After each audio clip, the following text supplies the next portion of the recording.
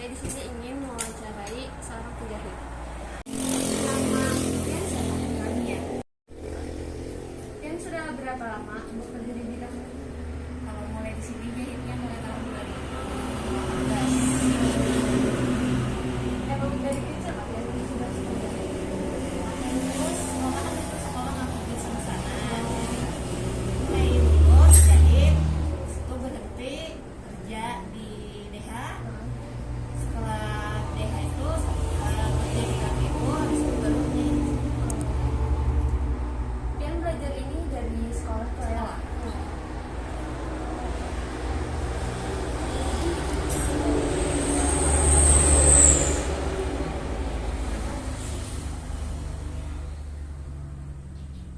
Pian ada pesan kayak bagian lo nih dalam bidang Pian kayak jahit gitu. Apa tuh? Boneka jurusan apa kan? Lo PS. Oh, sama biasa. Ah, beda pesan. Kayak ada bagian ada jurusan lainnya kan kawan, pesan. Anu kesan-kesan penjahit yang pemula guys, yang Anda memulai penjahit nah. Kalau untuk yang pemula tuh harus tekun, Iya. rajin, pokoknya harus kalau menjahit ini harus tekun lah kerjanya. Oke, Sudah. terima kasih. Makasih.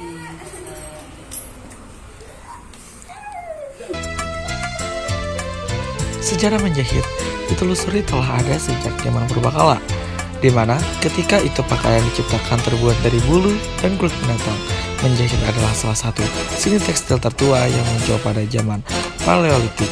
Sebelum ditemukan pemitalan, benang, atau kain tenun, para arkeolog meyakini bahwa sejarah menjahit pakaian oleh orang-orang pada zaman batu di Eropa dan Asia menyatukan bulu dan kulit menggunakan tulang, jarum dari tanduk atau gading, dan benang yang terbuat dari berbagai bagian tubuh hewan termasuk otot, usus, dan pembuluh darah.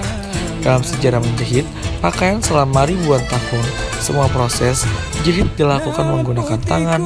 Penemuan mesin jahit abad ke-19 dan munculnya komputerisasi di abad ke-20 menyebabkan terjadinya produksi massal dan ekspor untuk produk jahitan. Akan tetapi, jahitan tangan masih dipraktekkan di seluruh dunia. Jahitan tangan yang tampil merupakan karakteristik dari jahitan berkualitas tinggi, perancang busana, dan membuat pakaian kostum serta diburu baik oleh seniman tekstil dan orang yang menggemari sebagai sarana ekspresi kreatif. Dalam sejarah, penggunaan kata menjahit ini dikenal pertama kali pada abad 14. Pengertian menjahit adalah kerajinan mengikat atau mengaitkan bahan tertentu yang dapat dilewati oleh jarum dan benang menggunakan alat jahitan oleh tangan atau mesin jahit. Orang berprofesi dalam bidang menjahit disebut dengan penjahit. Asal-usul sejarah menjahit. Sejarah menjahit kuno diperkirakan dimulai pada zaman Paleolitik. Menjahit digunakan untuk menyambungkan kulit hewan yang digunakan sebagai pakaian dan tempat berlindung. Kaum Inuit misalnya menggunakan otot binatang karibau seperti rusa di Amerika Utara untuk benang dan jarumnya yang terbuat dari tulang. Masyarakat adat dari American Plains dan Canadian Prairies, sebuah kawasan di Kanada Barat, menggunakan metode menjahit canggih untuk merakit tipi tenda penampungan berbentuk kerucut terbuat dari kulit binatang. Di Afrika, proses menjahit dikombinasikan dengan tenunan dari daun tanaman untuk membuat keranjang seperti yang dibuat oleh penenun Zulu, suku etnik terbesar di Afrika Selatan, yang menggunakan potongan tipis daun kelapa sebagai benang untuk menyatukan potongan daun kelapa yang lebih besar dari yang telah ditenun menjadi sebuah gulungan. Penenun kain dari serat alami berasal dari Timur Tengah diperkirakan muncul sekitar tahun 4000 sebelum Masehi dan mungkin lebih awal ketika zaman Neolitik dan disertai dengan perkembangan dari menjahit kain. Sejarah menjahit pada abad pertengahan. Selama abad pertengahan, orang Eropa yang berkecukupan memperkerjakan pembuat baju dan penjahit. menjahit untuk sebagian besar adalah pekerjaan wanita dan kebanyakan kegiatan menjahit sebelum abad ke-19 itu sangat berguna. Pakaian bagi kebanyakan orang merupakan investasi yang mahal dan perempuan memiliki peran penting dalam memperpanjang usia pakaian.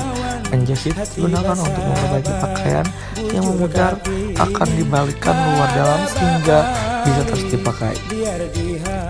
Dan kadang-kadang harus dilepaskan dan dipasang kembali agar lebih baik setelah pakaian menjadi os atau robek. Bahan yang masih bagus dan masih dapat digunakan akan disatukan dan dijahit menjadi pakaian baru, dibuat menjadi selimut atau dijadikan barang yang dapat digunakan.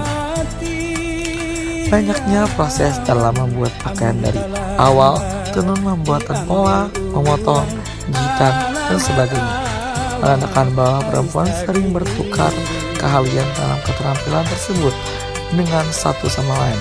Dari abad pertengahan sampai abad ke-17, alat menjahit seperti jarum, pin, dan jarum pentol termasuk ke dalam trouseus, perlengkapan pengantin wanita dari kebanyakan pengantin di Eropa.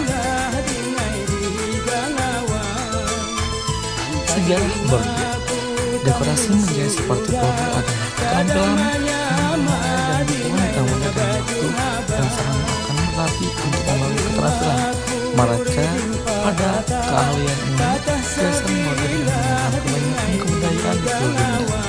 Meskipun sebagian besar jahitan bordir dalam repertoar barat secara tradisional berasal dari Inggris, Ireland, atau Eropa Barat, jahitan yang berasal dari beberapa kebudayaan pun dikenal di seluruh dunia saat ini. Beberapa contohnya adalah jahitan Cretan Open Filling, Romanian Cousin atau Oriental Cousin, dan jahitan Jepang. Penyebaran bordir. Jahitan terkait dengan bordir menyebar dengan cara rut. Perdagangan yang aktif selama abad pertengahan. Jalan Sutera membawa teknik bordir Cina ke Asia Barat dan Eropa Timur, sementara teknik yang berasal dari Timur Tengah menyebar ke Eropa Selatan dan Barat melalui Maroko dan Spanyol.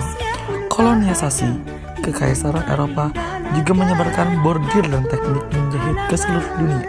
Namun, ada contoh persamaan teknik menjahit dari kebudayaan asli di lokasi yang jauh dari satu sama lain, di mana komunikasi lintas budaya secara historis tidak mungkin terjadi. Misalnya metode represi applique yang dikenal di wilayah Amerika Selatan juga dikenal di Asia Tenggara.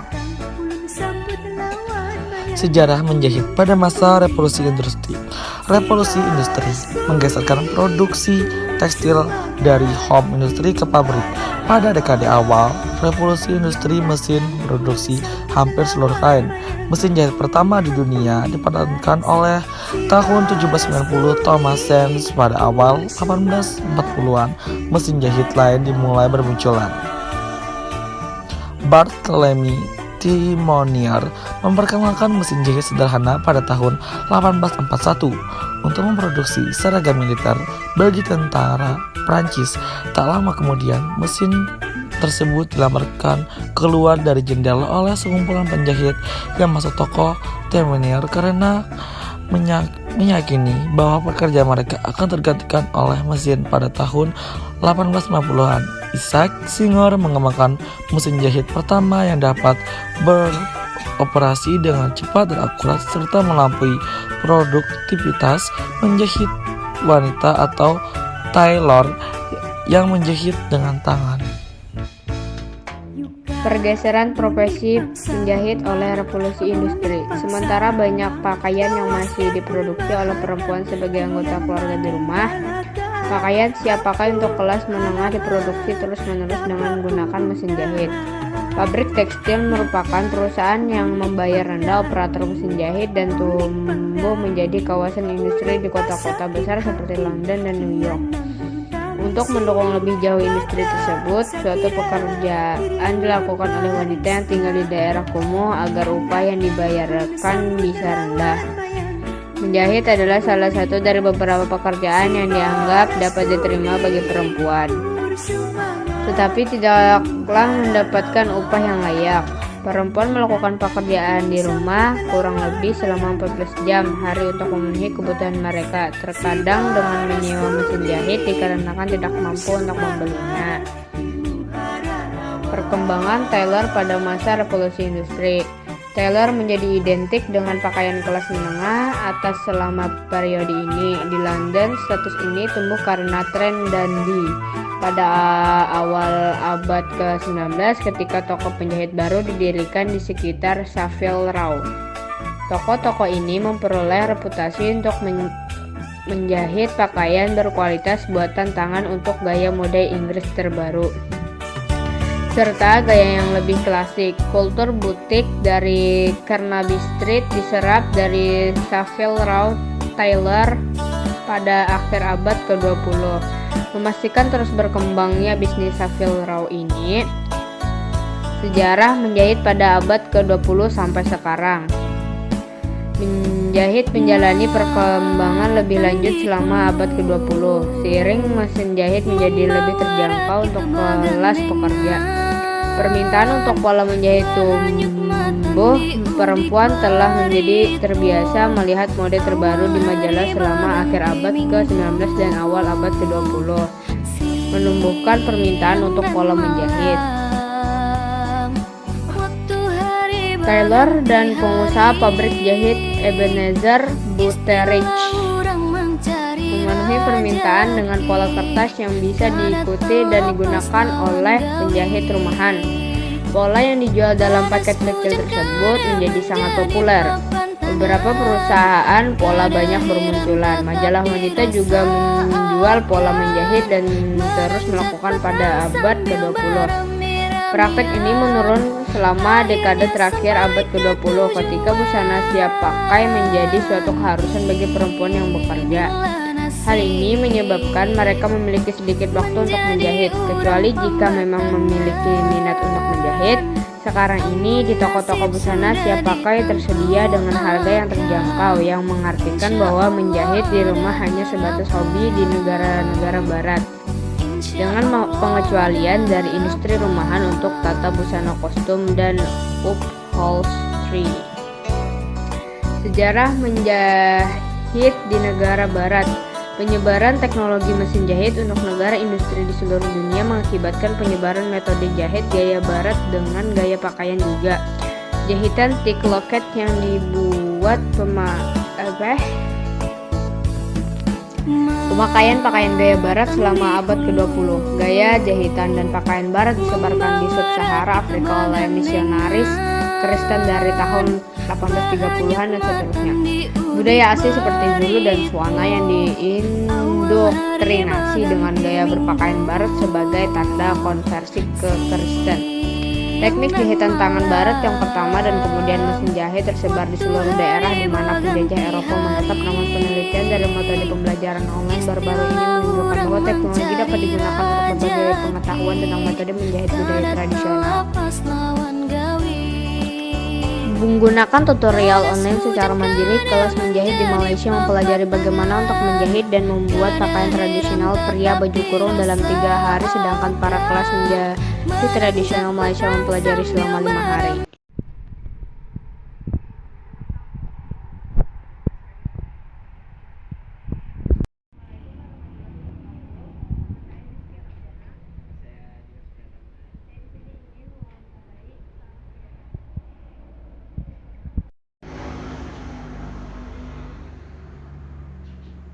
Pian ada pesan kayak bagian lo nih dalam bidang Pian yang menjahit gitu. Monika jurusan apa kan? Dulu PS. Oh, sama biasa. Ah, beda pesan kayaknya ada bagian ada jurusan lainnya kan nggak ada pesan-pesan.